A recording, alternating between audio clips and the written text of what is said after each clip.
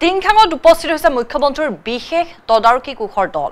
এক ভূমি বিবাদ সম্পৰ্কীয় গোচৰৰ অনুসন্ধানৰ বাবে সোমবাৰে টিংখাঙৰ ৰাজগড় উচ্চতৰ মাধ্যমিক বিদ্যালয়ত উপস্থিত হয় অনুসন্ধানকাৰী দলটো। উল্লেখযোগ্য যে ৰাজগড় উচ্চতৰ মাধ্যমিক বিদ্যালয়ৰ ভূমি বেদখল সন্দৰ্ভত এক অভিযোগ উত্থাপন হৈছিল উক্ত বিদ্যালয়ৰ প্ৰাক্তন শিক্ষক তথা বৰ্তমানৰ টিংখাং উচ্চতৰ মাধ্যমিক বিদ্যালয়ৰ অধ্যক্ষ অশোক গগৈৰ বিৰুদ্ধে।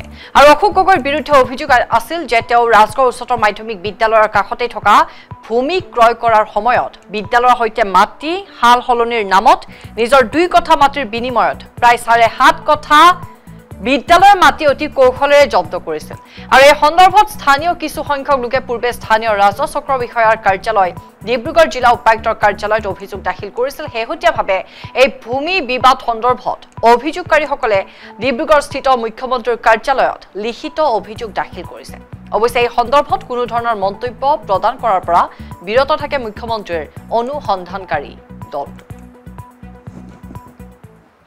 আমি বহুদিনৰ পৰা আজি 2021 চনৰ পৰা এটা বিষয় লৈ পিনে এটা আন্দোলন কৰি আছো। আপোনালোকে নিশ্চয় গম পায় যে ৰাজগড় হায়াৰ ছেকেণ্ডেৰী যি ভূমি এই ভূমিক লৈ পিনে এটা বিবাদ চলি আছিলে। এই বিবাদটোৰ সম্পৰ্কত আমি অতীতৰ পৰাই ডিচি অফিচ, চাৰ্কুল অফিচ, স্থানীয় বিধায়ক বিমল বৰা, তাৰপিছত আপোনাৰ সৰ্বানন্দ সোণোৱাল আদি কৰি যিসকল ৰাজনৈতিক নেতা আছে সকলোলৈকে আমি আবেদন নিবেদন কৰি আছিলোঁ, কিন্তু এটা যথোচিত সমাধান পোৱা নাছিলোঁ। তাৰপিছত যোৱা 30 তাৰিখে মাৰ্চৰ আমি সৰ্বানন্দ সোণোৱালকো লগ কৰিলোঁ। তাতো আমি একো মানে তেখেতে আমাক দিছিলে, ক'লে যে ডিচি এটা আপোনালোকক সমাধান দিব। কেলেংকাৰীটো মানে কি, আপোনালোকে আজি নিজে ফিল্ডত ভিজিট কৰিলে দেখিব, ইয়াত 2 কঠা মাটি দি পিনে তাত প্ৰায় 1.5 বিঘা মাটি দখল কৰা হৈছে। কোনে কৈছে? এইটো অশোক গগৈৰ নেতৃত্বত হৈছে। কোন অশোক গগৈ? অশোক গগৈ। টিংখাঙত উপস্থিত হৈছে মুখ্যমন্ত্ৰীৰ বিশেষ তদাৰকী কোষৰ দল। এক ভূমি বিবাদ সম্পৰ্কীয় গোচৰৰ অনুসন্ধানৰ বাবে সোমবাৰে টিংখাঙৰ ৰাজগড় উচ্চতৰ মাধ্যমিক বিদ্যালয়ত উপস্থিত হয় অনুসন্ধানকাৰী দলটো। উল্লেখযোগ্য যে ৰাজগড় উচ্চতৰ মাধ্যমিক বিদ্যালয়ৰ ভূমি বেদখল সন্দৰ্ভত এক অভিযোগ উত্থাপন হৈছিল উক্ত বিদ্যালয়ৰ প্ৰাক্তন শিক্ষক তথা বৰ্তমানৰ টিংখাং উচ্চতৰ মাধ্যমিক বিদ্যালয়ৰ অধ্যক্ষ অশোক গগৈৰ বিৰুদ্ধে। আৰু অশোক গগৈৰ বিৰুদ্ধে অভিযোগ আছিল যে তেওঁ ৰাজগড় উচ্চতৰ মাধ্যমিক বিদ্যালয়ৰ কাষতে থকা ভূমি ক্ৰয় কৰাৰ সময়ত বিদ্যালয়ৰ সৈতে মাটি হাল সলনিৰ নামত নিজৰ 2 কঠা মাটিৰ বিনিময়ত প্ৰায় 7.5 কঠা বিদ্যালয়ৰ মাটি অতি কৌশলেৰে জব্দ কৰিছিল।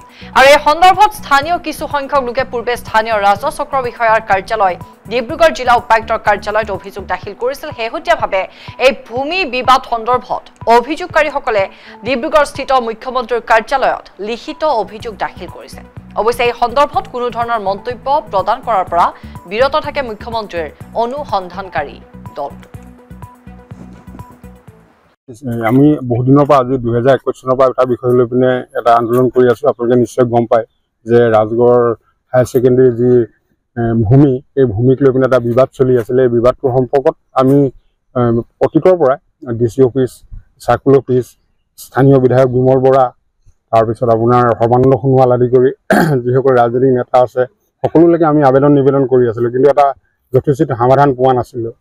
তাৰপিছত যোৱা 30 তাৰিখে মাৰ্চৰ আমি সৰ্বানন্দ সোণোৱালকো লগ কৰিলোঁ। তাতো আমি একো মানে তেখেতে আমাক দিছিলে, ক'লে যে ডিচি এটা আপোনালোকক সমাধান দিব। কেলেংকাৰীটো মানে কি, আপোনালোকে আজি নিজে ফিল্ডত ভিজিট কৰিলে দেখিব, ইয়াত 2 কঠা মাটি দি পিনে তাত প্ৰায় 1.5 বিঘা মাটি দখল কৰা হৈছে। কোনে কৈছে? এইটো অশোক গগৈৰ নেতৃত্বত হৈছে। কোন অশোক গগৈ? অশোক গগৈ।